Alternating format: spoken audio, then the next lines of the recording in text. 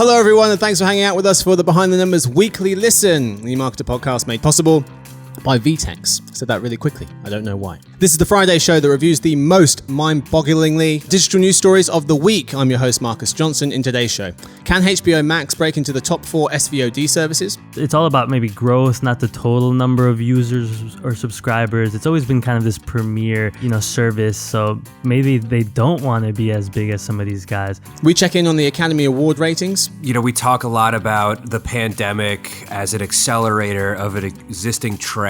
And that's exactly what's happening with award shows, just not in a positive way. What will Amazon's effect be on live sports? There's just going to be a lot more fragmentation of experience in terms of where people get sports, and a lot of pressure on cable to say, how are we going to replace this? Does anyone want to pay with their palm? How many people have signed up to Peacock? And the crazy things that go on in faraway galaxies.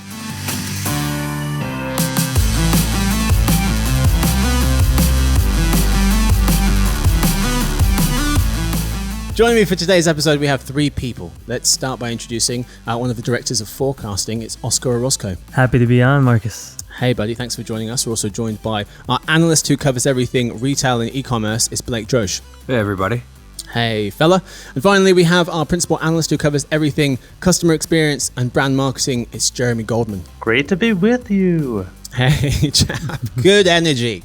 So today we've got 4 parts for you as always. We've got Story of the Week. We're talking about HBO Max for that one. We move to the Game of the Week, where our contestants, Oscar, Blake and Jeremy, will try and give us the best takeaways they can from each of the 4 stories that we've got for you for that to try and win the championship belt. We then move to questions answered. We answer the questions you've emailed into us.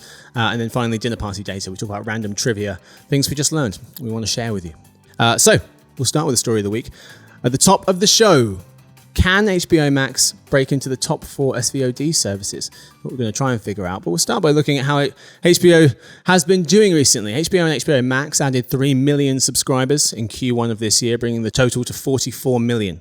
Kantar notes that for the second straight quarter, HBO Max acquired the most new US subscribers among major streaming services, pulling in over 14% of all new US subscribers. Of all the new subscribers, it took 14% in the quarter in Q1 2021. That's slightly fewer than the 19% of new people that it grabbed in Q4. For context, our insider intelligence analyst Daniel Carnahan notes that Prime Video pulled in 13% of new subscribers. New entrant Paramount Plus, which rebranded from CBS All Access, pulled in 12% of new subscribers, and Discovery Plus, which also launched in Q1, took 8% of new people, new signups. HBO's parent company AT&T said it attributed its growth in new subscribers to its day and date theatrical release strategy, where it releases the film in the cinema and on the streaming service at the same time, with films like Godzilla vs. Kong and Zack Snyder's Justice League. So gents, what do we make of where HBO Max is today? I would say ultimately, this is a pretty good spot for them to be in. When you look at the fact that there were other new streaming services that showed up recently, and despite that, HBO Max was able to pick up the most, total number of subscriptions. Of course, it makes sense that they're making up ground. You can't pick up subscriptions if you're Netflix as easily, or same thing goes for Amazon. So I think that is definitely some, positive news when you also couple with the fact that they're going to be running some experimentation on how they monetize the platform. You couple those 2 things together and it looks like they're going to have a very interesting year. Mm-hmm. Yeah, I think that HBO is an interesting concept when you look at them as a streaming service, because consumers are already used to paying for HBO as an additional service on top of their cable.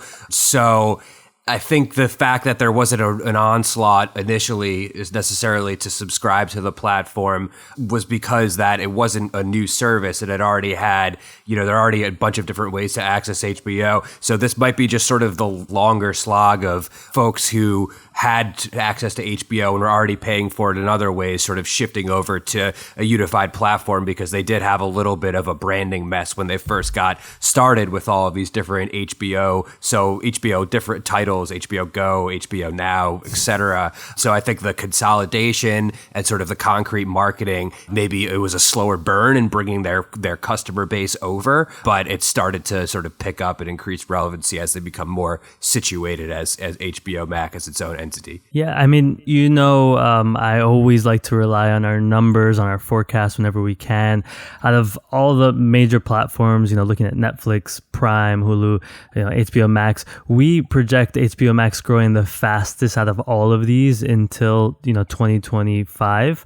So it's the platform that's going to be growing the fastest into the coming years. It does come from a smaller number of subscribers and users, but I do think the theatrical releases coming straight to the platform has been a major boost for HBO Max. I think it does have to continue kind of churning out that original content that always does so well for HBO, but it has a lot of momentum, and as we projected, I think it'll continue to be the case into the forecast years, into the coming years.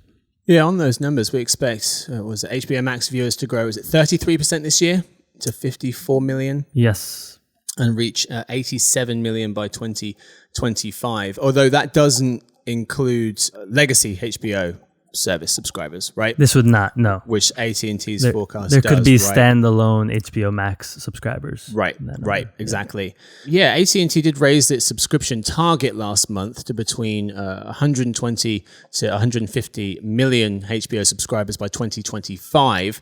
That's close to double its October 2019 forecast. We saw Disney make a similar bump when it realized how well they were doing. So that's a positive sign. Yeah, it's expanding into 60 additional countries, I think, over the next year. So that'll be key for the platform as well, growing internationally. And it's been working a lot on its international content.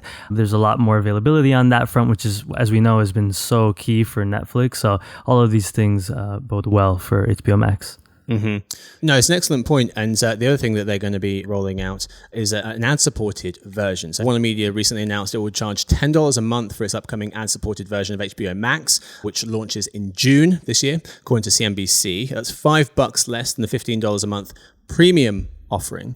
That would make it more expensive than Disney Plus's $8 a month, on par with Paramount Plus's premium plan, and at the low end of Netflix's offerings that range from between $9 to $18 a month. Access to same-day movie premieres would remain exclusive to the ad-free $15 a month plan. There are some differences between the two apart from just ads. Gents, what do you think of this upcoming ad-supported version of HBO Max and how well it can do? I think that there's a lot of data to suggest that different people want different experiences. And, some people are very used to ads and they're fine with an ad-supported tier if it means that it's going to save them, $60 a year.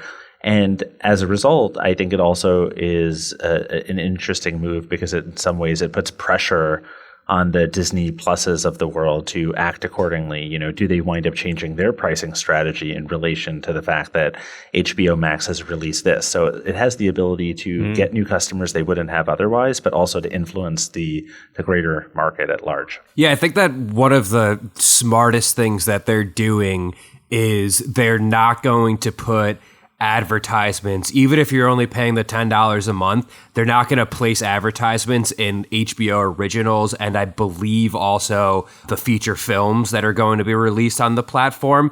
And that's really big because if you're someone who just subscribes to HBO because you're constantly rewatching The Sopranos or any number of like classic HBO titles, you're going to get the same experience and you're not going to get like awkward ad breaks in shows that weren't cut to have commercials. And then they can make revenue off of the television programming that is included in sort of the larger, I think it's Warner Brothers productions, things like, Fresh Prince of Bel-Air, et cetera, that are on the platform. And a lot of viewers are already used to viewing those types of titles with ad supported. So at $5 cheaper, I think it's actually a really smart move for them to be taking that approach.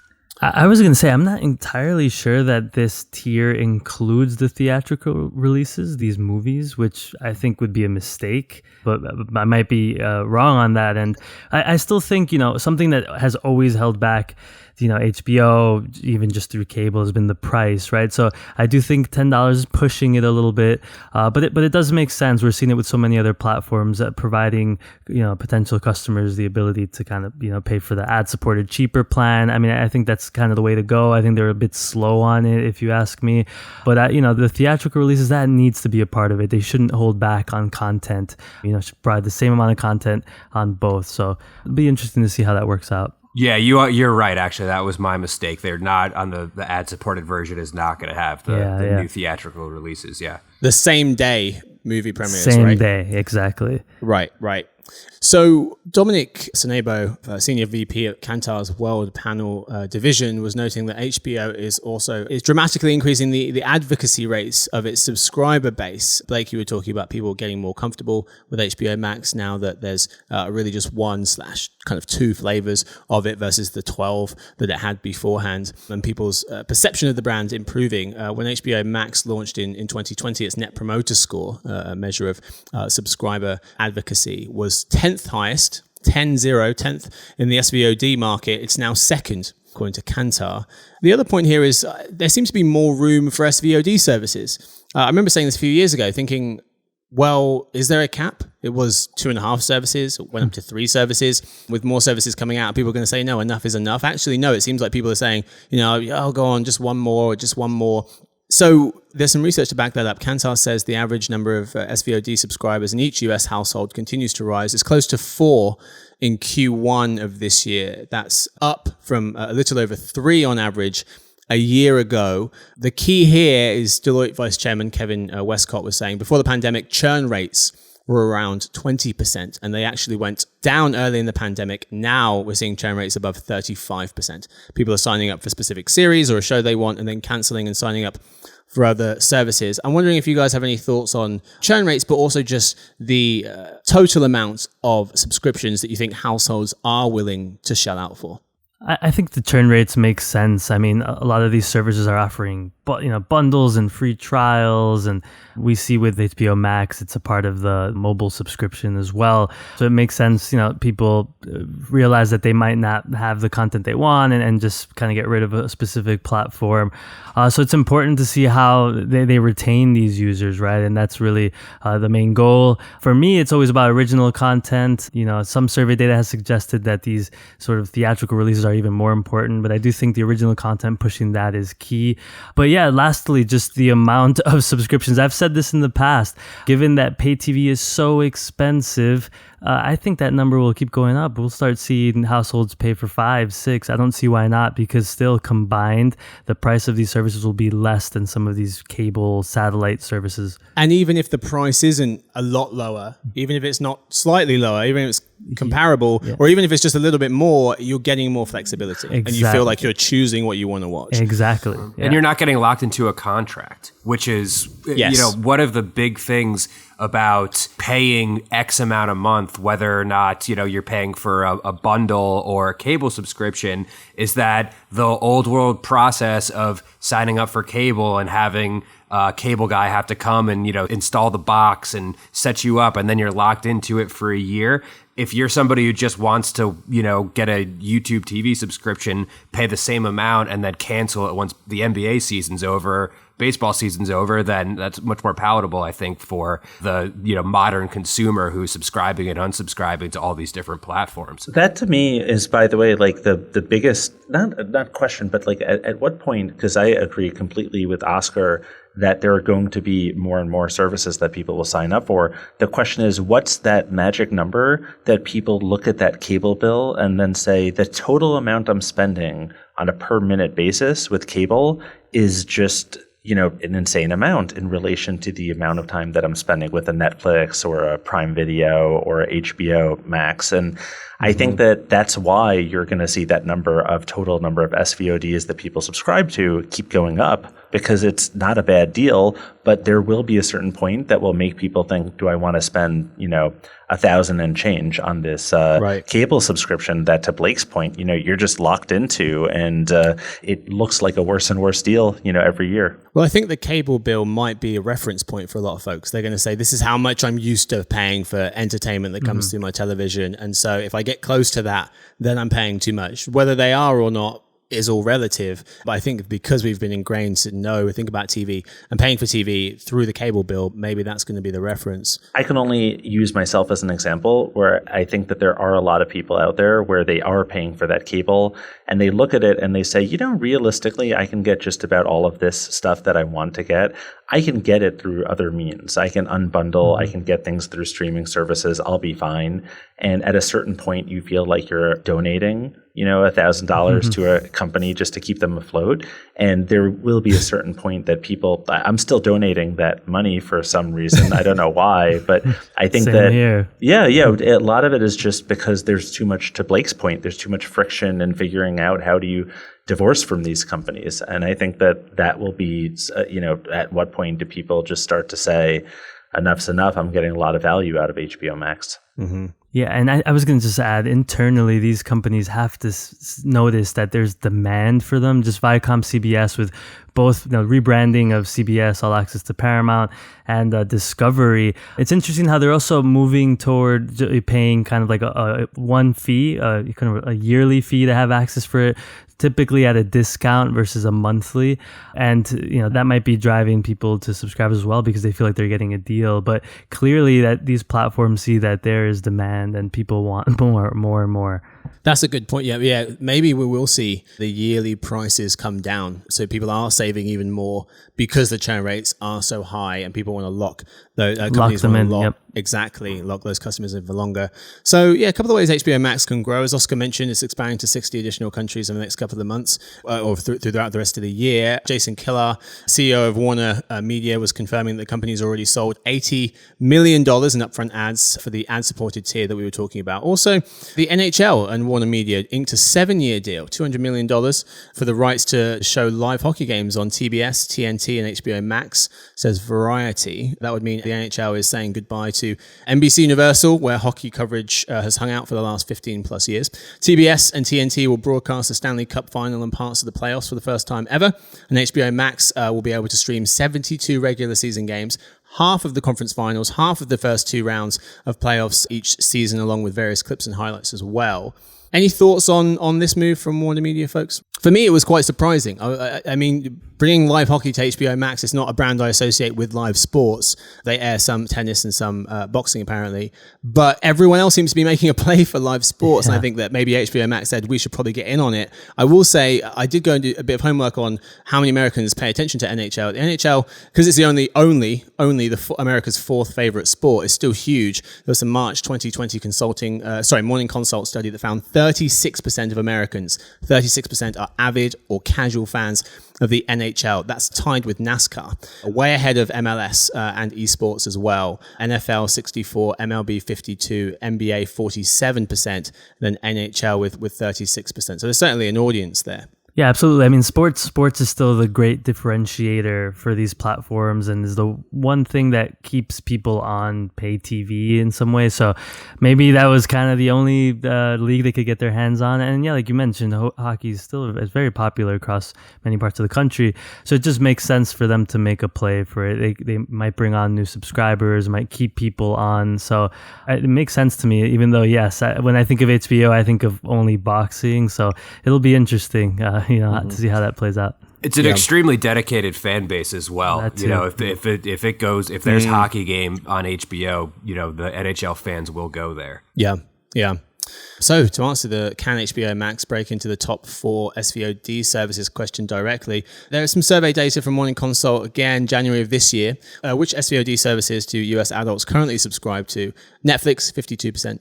Amazon Prime Video, 44%. Hulu, 35%. Disney Plus with 28%. So there's your top 4: Netflix, Prime Video, Hulu, and Disney Plus. HBO Max was behind Disney Plus, which was in 4th with 28%. HBO Max back in 5th with 17%, just ahead of Peacock with 16%. Then ESPN, Showtime, Stars just behind that. So HBO Max currently, according to this survey, sitting outside the top 4. According to our estimates, it's going to be hard to pick off any of the top 4 guys. Netflix and Amazon Prime Video are currently in a different stratosphere. And Disney Plus, we said, was in 4th place on the survey. We expect them to maintain twice as many subscribers as HBO Max from now until 2025. So they're going to keep their distance. And then HBO Max will be able to gain on Hulu in terms of viewers. It will still be 50 million behind in 4 years' time. international expansion and a new ad-supported tier could change that, of course. Gents, anyone think that HBO Max can actually break into the top 4, or do we think it's going to be too difficult? Yeah, I mean, I think it'll be really hard for it. Yeah, I mean, considering when I was thinking about this without looking at the numbers, I thought potentially Hulu, because it's not going to pass Amazon or Disney Plus or Netflix. It'll be hard, but maybe they don't need to grow much more. It's all about maybe growth, not the total number of users or subscribers. It's always been kind of this premier service, so maybe they don't want to be as big as some of these guys. But yeah, I mean, as far as what we're seeing with our numbers, it won't happen. Right, they don't have to have as many subscribers to be successful. Disney's still losing money on the Disney Plus business, and HBO Max is already making good money from it. Yeah, exactly. and that's kind of the way that I was thinking about it, is that, like, would you rather be bigger in the 4 spot or smaller in the 3, meaning that the rankings don't necessarily matter as much as the potential upside for the business and the profitability of the business. And I think in that sense, I would say that they are in relatively good shape. I think that it's kind of interesting because the downfall of the movie theater, which is a whole nother topic, in some ways HBO Max is arguably behind and precipitating. So the very fact that they're, future-proofing themselves by building this model that says, listen, you don't want to go into a movie theater, that's fine. We're having same-day releases, at least for the foreseeable future. I think that puts them in a pretty good financial position. Yeah. That's all we've got time for the story of the week. Time now for the game of the week. First, a quick word from our sponsor, VTEX.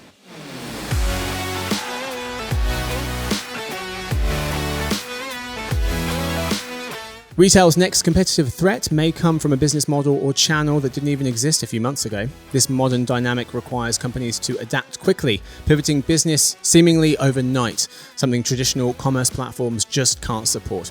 There's a new enterprise commerce platform on the rise, one that's fast, flexible, and doesn't require 9 months and $1 million to get up and running. You can go to VTEX, that's VTEX.com/eMarketer to learn more. Folks, we're back. It's time now for the game of the week. Today's game, What's the Point? Part of the show where we read out 4 stories and have our contestants, Oscar, Blake, and Jeremy, tell us what they think is the main takeaway of the story. Okay answers will get you 1 point. Good answers will get you 2. And whoa, answers will get you 3 points. Each person gets 20 seconds to answer before they hear this. Whoever has the most points after 4 rounds wins and gets the last word. We'll start with Blake. The Academy Award ratings is our first round. Last year, viewership for the Academy Awards was down 20%, 2019 to 2020. This year, the Oscars, held on April 25th on ABC, saw viewership fall off a cliff with around 10 million folks tuning in, half of last year's viewers. It was an even steeper decline for the coveted 18 to 49-year-old demographic.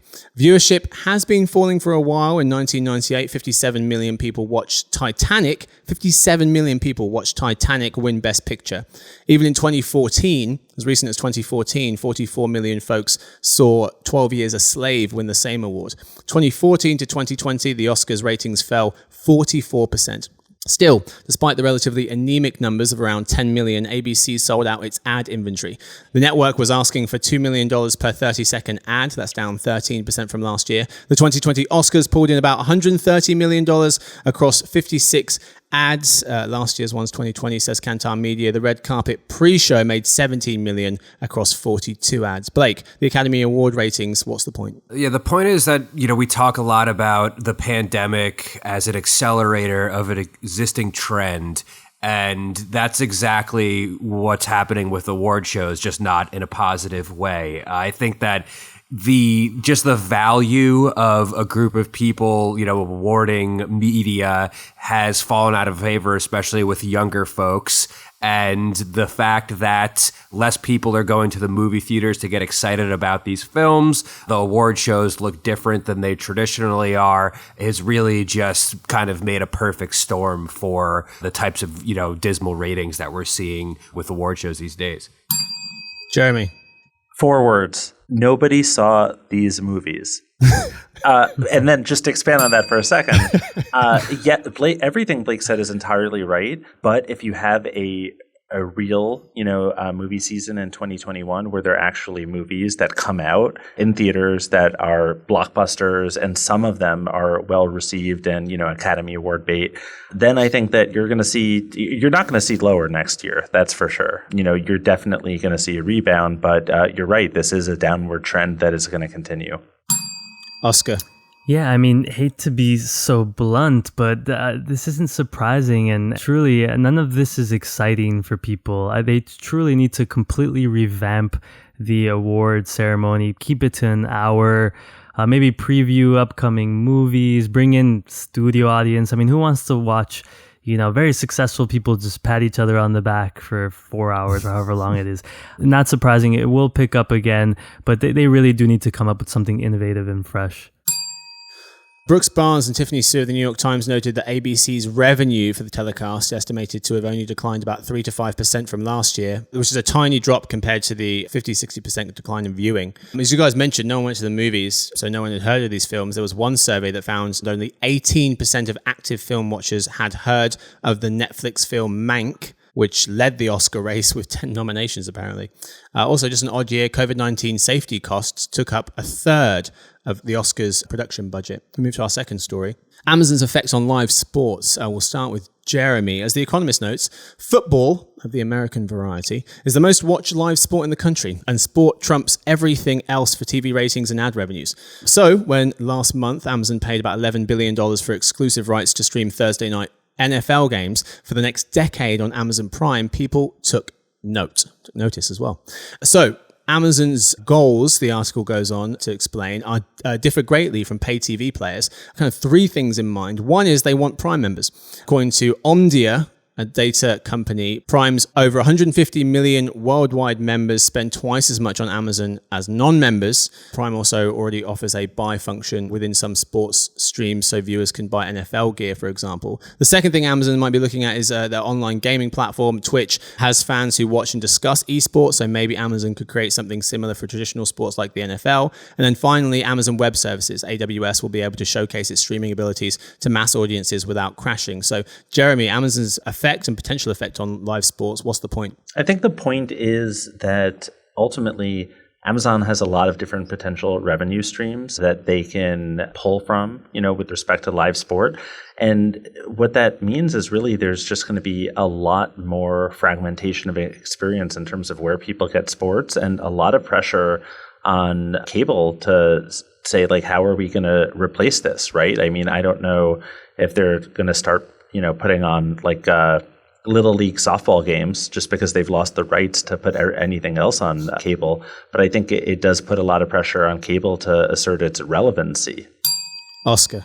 Yeah, I thought of this completely as an ad play. Amazon just wants more and more consumer data that it can then sell and monetize their content. There was an interview in 2016. Jeff Bezos said, from a business point of view, we get to monetize the content in very unusual ways. He said, when we win a Golden Globe, we can sell more shoes. So in this instance, if we show NFL, we'll sell more sports merchandise. That's really what this is about. And it makes total sense. It's similar to what we talked about with the HBO story as well. Sports is really that uncharted territory that these platforms will continue to move into. Blake. Yeah, I think the main takeaway here is that this is an incredibly unique thing that basically Amazon is the only company on the planet that can leverage an incredibly valuable piece of media to sell products online. So while I think it's very innovative, maybe not super friendly on behalf of the consumer who's going to have to, subscribe to Prime to access one game one night a week and then access the other NFL games elsewhere. It's, you have to kind of give Amazon credit for, using very unique means to achieve their ends. Yeah, that's to me the main problem with the choice thing we were talking about. Well, I might save some money on all my subscriptions, but I'll have the choice, is especially as a sports fan, having to chase around the internet trying to find where different games are on, because your League Pass only gets you so many and the major broadcast networks only get so many. And yeah, it's a bit of a nightmare. Story 3, we're going to start with Oscar for this one. Paying with your palm. Amazon will let you pay with your palm of your hand in some Whole Foods stores, writes Jason Del Rey of Recode. The biometric technology called Amazon One lets shoppers pay by placing their palm over a scanning device at the checkout. To set things up, customers insert their payment card at the terminal and then scan their palm. Then they're good to go. The new technology starts off in Amazon's Madison Broadway grocery store in Seattle, adding 7 more Whole Foods locations in the Seattle area in the coming months. Amazon will also be selling the hand scanning tech to other retailers if they want it. Oscar, paying with your palm, what's the point? Well, echoing a comment Blake said earlier, the pandemic has accelerated this shift to sort of digital payments and the sort. And so any sort of new innovation on payments like this really gets me excited. I think it's exciting. I think it's great. I think there's a shift away from cash, and we're seeing that. And so, any way to kind of facilitate payments, not just, when people are shopping online, but in store, I think is interesting. So we'll see, how this is adopted, but I think it's great that Amazon is innovating. Like, yeah, it's basically just the logical next step that maybe 10 years ago would have seemed like an insane concept, but we've gone from giving our fingerprints over to Apple to giving, the Face ID. And is it really that big of a leap now? I know I'd certainly be more comfortable, paying for Amazon with my handprint than I would, having Walmart come into my refrigerator when I'm not home. So I think it's something that consumers at this point are ready for. Jeremy. Yeah, it's obviously really exciting. You do have to think about the implications, and I think it's good, obviously, that they're launching this small just to kind of see from a PR perspective what that's like, and then what other potential ramifications. For instance, this is obviously a little bit different from Face ID in the sense that this data is connected to the cloud rather than, staying within a local device. So I can see some privacy advocates being concerned in that regard. But, I count me in. I think it's really an exciting development. Yeah, Mr. Del Rey of Recode was saying another question is whether enough people will be willing to hand over scans of their hands to Amazon in order to save a bit of time at the checkout. But yeah, the no-touch payment method's very attractive, especially given the pandemic. Our final round is talking about Peacock signups. And we're going to start with Jeremy for this one. So Comcast's video streaming service Peacock signed up 9 million new users in Q1 of this year, in part thanks to The Office, which became a Peacock exclusive on January 1st, and the WWE Network, which launched on Peacock March 18th. For context, HBO Max added nearly 3 million US subscribers, and Netflix added 4 million globally, compared to Peacock's 9 million. Peacock's now 42 million US members stack up against HBO Max's 44 million subscribers, but as Jacob Kastronakis of The Verge points out, Peacock has a free tier, and Comcast doesn't say how many subscribers are paying. Jeremy, Peacock signups, what's the point? I think the point is that there's going to be a lot of pressure on Peacock to continue this. As you noted, I think The Office was a major contributor to that, and a lot of the data I've looked at seems to indicate that they added a lot of people earlier in the year, and then later in the quarter they might not have. Of course, there's not like an official breakout, but like daily subscribers and what they clicked on, but that would be great to look at. But ultimately, Peacock's going to keep on needing to prove itself in terms of the amount of exclusive content that it has, and I think that's going to be an uphill battle for them. Oscar. Yeah, it'll be tough for Peacock to compete. Comcast provides no visibility into revenues or profits. As you mentioned, it's not clear how many people are paying for it. I almost look at it as like a branding play at this point until I see some sort of new original content from them. It's going to be hard for them to compete. But kind of like sports teams, there are people who love NBC content. So, they'll be able to sustain a threshold of subscribers, but that's about it for me at this point. I don't see a ton of growth into the coming years. Blake. Yeah, I think, point A, it just goes to show just how important having like some of this, beloved vault of content is. And NBC does have that, just like HBO does, we were talking about earlier. The difference is that nobody's really too enthusiastic about anything that's currently on NBC, whereas with HBO, you kind of get the feeling like the next Game of Thrones is always around the corner, right? They've always generally have had a hit going for them, and that really can't be said about any network television at this point anymore. So going forward, as you guys both said, it's going to be tough. Yeah, Mr. Kastronakis of The Verge was also pointing out how tough it will be going forward. The problem, he says, will be whether Peacock can keep this up going forward. The Office and WWE Network are two big names. The service didn't even have a particularly remarkable quarter. Added 11 million signups last quarter, and it added 10 million signups before the service even fully launched. So 9 million in comparison during a quarter when it rolled out some huge names starts to look a little concerning. That's the end of the game of the week. This week's winner, drumroll, Oscar is this week's winner of the game of the week. It surprises everyone because his comments before the show were blasphemous. It's a miracle we didn't kick him out. Oscar, congratulations. I'm honored. Thank you very much. You get time at the end of the it's not like a playoff win or anything. What do you mean it's a big I'm win? super competitive. Like, you know this. Yeah, I know. You get time at the end of the game, which is now, to tell us anything you want. What do you want to tell us? Gosh, all right. Well, everyone knows I'm a big sports fan, so I'm going to take the time to kind of call out La Liga, the Spanish La Liga. Hopefully our listeners have a few hours to tune in the next few weeks. I thought you meant for this comment, for this public service. I thought you meant right now. I hope the listeners have got a few hours to listen to me go on about that. I was like, oh God, it's a quick mention. In the coming weeks, coming weeks, hopefully they can spend some of their precious time watching some of these games. There's 4 weeks left in the league. There are 2 points separating the first and third place teams. It's super exciting. Just to give you one last statistic, maybe this will encourage our listeners to watch. ESPN's 538 predicts the number one team, Barcelona, to have a 44% chance of winning.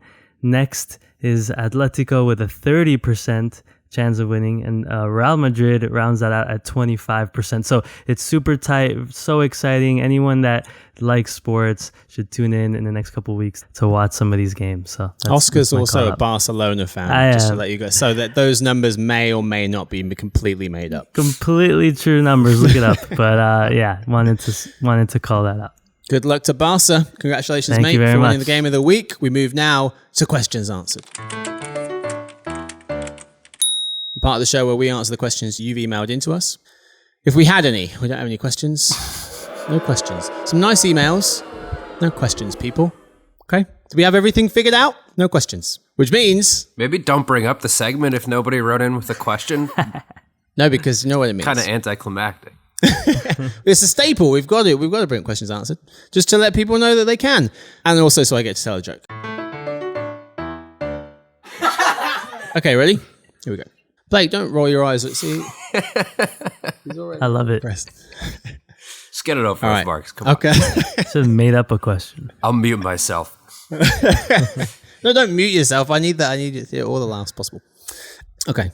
If you take your watch to be fixed, make sure you don't pay up front. Wait until the time is right. Wait until the time is right? So the right on your... That's a rough one.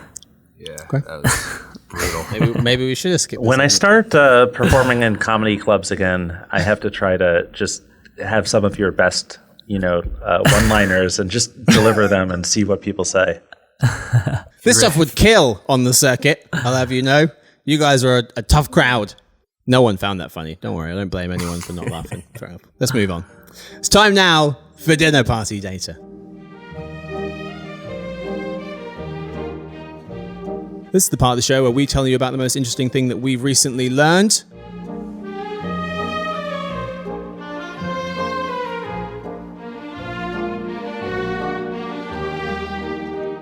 We start with Oscar, because he won the game of the week. Oscar, what interesting things have you been learning?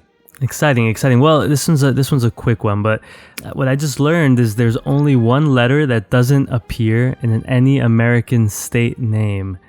Do any of you guys know which letter Q. that is? Q. Yeah. How'd you know that? Because We've talked about this? you weren't here, but we have talked about it. Yeah. I think Paul had that one time, and then I had it like a month later. Oh my Yeah. And got ridiculed third time for we've repeating had- dinner party data. Does but no one listen to the show? Oscar. Not every episode. I'm sorry. All right, we can do another one. Let's do All another right. one. You got another one? Yes, I do. this Oh, guy wow. comes Oh. prepared. He's got I come backup prepared. dinner party Shooting data. from the hip. No, And he threw out data when he had his 30 seconds. I mean, these guys, he's loaded. I He's almost locked and should loaded. not be. I know. I'm always ready. But I almost should not be allowed to say it now. That's embarrassing. But it's okay. Let's do another one. That's okay. Okay, so you want to know. Let's do it. So here we go.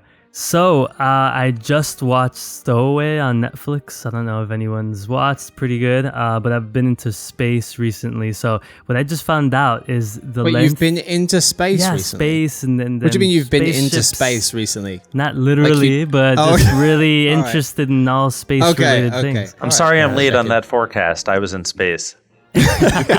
I'm always kind of The in worst space. excuse ever. Sorry, go on. But no, yes. So what I learned, I thought this was fascinating. The length of Earth's day has not always been 24 hours. I don't know if you guys knew that. When Earth was formed, the day was roughly about 6 hours long. Now we know it's 24 hours, right? But apparently it increases by about 1.7 milliseconds every century. So at some point in the future, maybe we'll get to 25 hours a day. I wish we had that time now because I could always use more time in the day. But so the next time someone's cool. like, "Oh, I wish there was more time in the day," just be like, "Give it some Yeah, give it like a give billion it a few years. centuries." Yeah, exactly. That'll be fine. Huh? That's insane. Cool, right? 6 hours. 6 hours. What did anyone get done? And nothing. Get up, Just get breakfast. slept. Bedtime. Sun setting. That's a good one. All right. That sounds too crazy to be true, but I trust you. Totally true. Just like the Barcelona news earlier. That's not true. No. Those are pretend stats. Jeremy, what you got? Okay, so guess what percentage of the world is ecologically intact? Like not marred by humans, basically.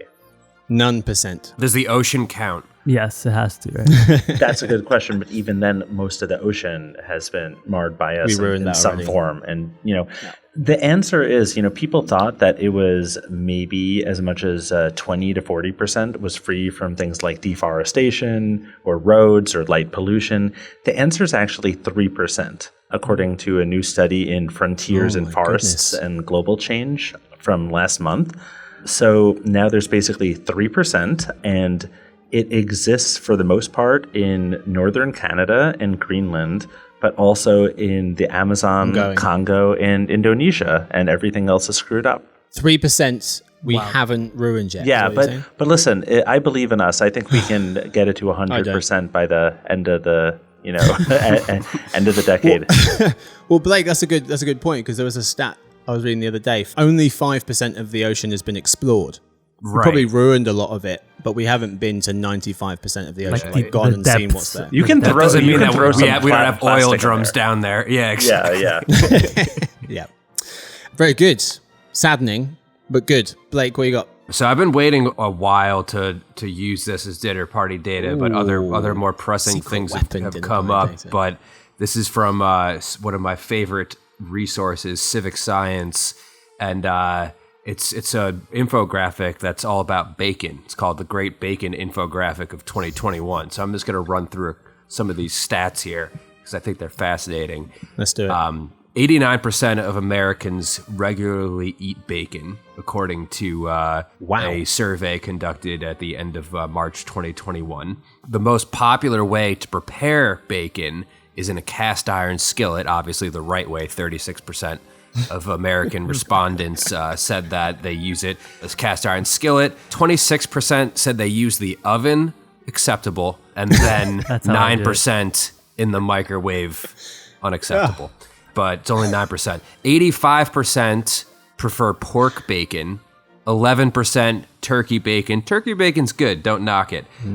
Pork's obviously better. Sorry. And Gen Z is the most likely to say no to the pig and to bacon in general. In fact, there's a across the board higher percentage of youngsters who don't eat bacon or will eat other, so non-pork, non-turkey bacon. So yeah, that's it's just nice to know sometimes that where this country's going, the direction is sometimes it puzzles you, but to know that most of us are eating bacon and preparing it the right way. That gives me a little bit of hope. Maybe the young people that realize that American bacon is awful. So I've had bacon in the UK several times, and I've got to say, along with the rest of your breakfast, leaves a lot to be desired. Don't start with me. It's so good. It actually has texture. It's not like a bit of cardboard. Thick cut kind of, right? I like it. Do you just leave it out in the sun until it's ready? I feel like it never has any crisp on it. You guys are making it in the microwave. Don't start with me. Only Blake. You just read out the 9%. numbers. 9%. 9% of these Bacon lunatics. is so good, you don't need it to be crispy even. I'd have a flabby piece of it. Oh, love so it. good. Yeah. Yes, Oscar. I knew there was a reason I gave you the championship belt this week. Very good, Blake. Very good indeed. Is that everyone? I think so. All right, I've got 2 for you real quick. Lego stands for what? The brand translates into play well in Danish. The name Lego also, well known. At this point, seemingly random words. According to the company, Lego is an abbreviation of the Danish words leg godt, meaning play well. They say it's our name and it's our ideal. It's kind of like LG. They figured out that LG stood for life's good. It's like, oh, that's pretty cool. But it makes no sense really because it's electronics people. Anyway, the second thing I've got for you, the Andromeda galaxy has a star that explodes every year, which is somewhat terrifying. Some pretty amazing things happen over in Andromeda, which is the galaxy right next door to our own Milky Way. That includes the rather attractively named M31N 2008 12A star, which is actually a recurrent nova.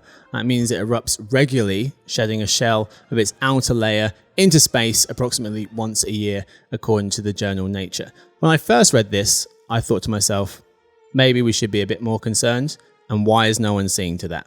Okay? I'm learning about this exploding star next door on the internet. I feel like maybe it should have made the news. But instead, headlines like Mark Zuckerberg wears a cartoonish amount of sunscreen are what people are reporting on. Okay? The man cares about his skin. Leave him alone. So, anyway, yeah, I felt like maybe I should be concerned. I did a bit more homework. We actually shouldn't be concerned at all. Andromeda is 15 quintillion, which is not a made-up thing, 18 zeros, miles away, 15 quintillion miles away. If you could travel at the speed of light, which we can't, because it would be 200,000 miles a second, and it would be terrifying, it would take us 2.5 million years to get to Andromeda. Still, let's keep an eye on that exploding star, okay? That's all we've got time for today's episode. Thank you to my guests. Thank you to Oscar. Thank you, Marcus. Thank you, Blake. Thanks for having me. And thank you, Jeremy. Pleasure as always. Thank you to Victoria, who edits the show. Thank you to everyone listening. If you guys want to get in contact with us, say hi, ask questions to avoid jokes, then you can email us at podcast@emarketer.com. We'll see you guys on Monday for the Behind the Numbers Daily, an eMarketer podcast made possible by VTEX. Enjoy those weekends.